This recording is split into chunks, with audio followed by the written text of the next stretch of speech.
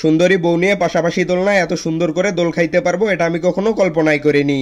আমার বউকে আমার সাথে কেমন লাগতেছে ঝটপট কমেন্ট করে জানিয়ে দিন। কি অবস্থা সবার? প্রতিবার ঈদে বাড়ির কচিকাচারা এই পার্কে ঘুরতে যাওয়ার জন্য বাড়িতে হাঁকডাক শুরু করে।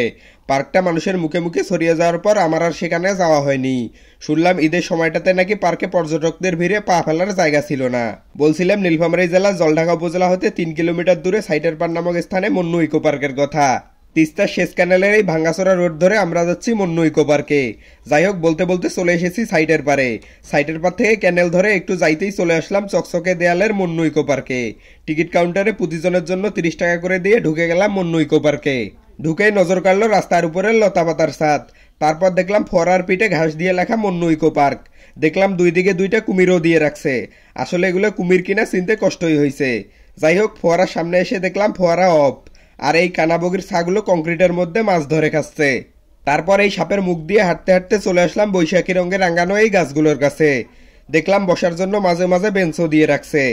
পার্কের আশপাশের এলাকার এক পিচ্চিকে পেয়ে তাকে নিয়ে বসলাম গল্প করতে, কিন্তু আমার ক্রাশের মতো সে আমাকে কোনোভাবেই পাত্তা দিল না। আমি যে পাত্তা পাইলাম না এটা ঢাকতে ভাতিজা আর শাওনকে নিয়ে হাসতে শুরু করলাম, যেন তারা কোনোভাবেই ঘটনাটা বুঝতে না পারে। তারপর হাঁটতে হাঁটতে চলে আসলাম এই সুন্দর বাচ্চা ব্রিজটাতে।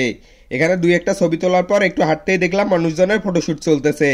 সুন্দর এই ফুলের ব্রিজটা ধরে চলে আসলাম ছায়া মোড়ানো এই পুকুর পাড়ে। তারপর বসে বসে পিচ্চিদের হাঁস গাড়ি চালানো দেখছিলাম। পাশে দেখলাম একটা পিচ্চি ওদের গাড়ি চালানো উপভোগ করতেছে। যাই হোক, এবার আমাদের চালানোর পালা। দুই দিকে প্যাডেল করা যায় না, তাই আমার তাগড়া জোয়ান ভাতিজাকে চালানোর দায়িত্ব দিয়ে আমি কন্ট্রোলিং এর দায়িত্ব নিলাম। ভাই রে ভাই, এর থেকে মনে হয় বউ কন্ট্রোল করাই সোজা। কতক্ষণ ঘূর্ণি খাওয়ার পর তারপরে কিছুটা আয়ত্তে আসলো, আর বুঝলাম একদিকে প্যাডেল থাকার কারণে কন্ট্রোলিং এ কিছুটা ঝামেলা হচ্ছে।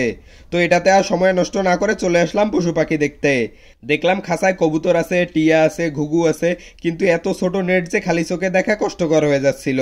তারপর চলে আসলাম খরগোশের কাছে। গাছের পাতাগুলো ছিঁড়ে দিচ্ছিলাম আর সে সুন্দর করে খাচ্ছিল। ওখান থেকে বের হয়ে দেয়ালে এটা বাঘ দেখলাম না ছাগল দেখলাম বুঝলাম না। তারপরে এই গাছগুলোর পাশ দিয়ে চলে আসলাম চারদিকে 4টা গেটওয়ালা এই সুন্দর জায়গায়। দেখলাম আশপাশে কিছু ফুলেরও গাছ আছে। আমি তেমন ফুলের গাছ চিনি না, আপনারা দেখে হয়তো বুঝতেছেন এগুলো কি কি ফুল। যাই হোক, এরপর চলে আসলাম শিশুদের জন্য স্পেশাল এরিয়ায়। দেখলাম শিশুদের জন্য বেশ কিছু সুন্দর রাইড আছে, আর পাশে দেখলাম একটা ছোটখাটো সুইমিং পুলও আছে। তার পাশে দেখলাম দুইটা শিশু সুন্দর করে স্লিপার থেকে নামতেছে। স্লিপারে ওঠার রাস্তাটা দেখে ভয়ে আটকে উঠলাম। এখানে যে কোনো সময় বড় ধরনের দুর্ঘটনা ঘটে যেতে পারে। আশা করি পার্কের সংশ্লিষ্ট মানুষজন এখানে শিশুদের ওঠার মতো সুন্দর কোনো ব্যবস্থা করবেন।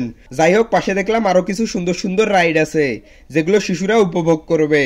পার্কের বিভিন্ন জায়গায় দেখলাম বন্ধু বান্ধব মিলে গল্প করার জন্য সুন্দর কিছু টুল টেবিলের সিস্টেম করে রাখা হয়েছে, যেটা আমার কাছে ভালো লাগছে। তারপরে ঘাসে মোড়ানো গেট দিয়ে চলে আসলাম দোকানগুলো দেখতে। এখানে অল্প কয়েকটা দোকান আছে। আপনারা যদি ফুচকা চটপটি খেতে চান তাহলে এই দোকান থেকে অর্ডার করে পার্কের বিভিন্ন জায়গায় বসে খেতে পারবেন। আর পার্কে ঘুরতে আসলে অবশ্যই ভদ্রতা বজায় রাখবেন। তো এই ছিল আমাদের আজকের ভিডিও। দেখা হচ্ছে পরবর্তী ভিডিওতে। আর হ্যাঁ, যারা এখনো আমার পেজটি ফলো দেননি দ্রুত ফলো দিয়ে দিন। আল্লাহ হাফেজ।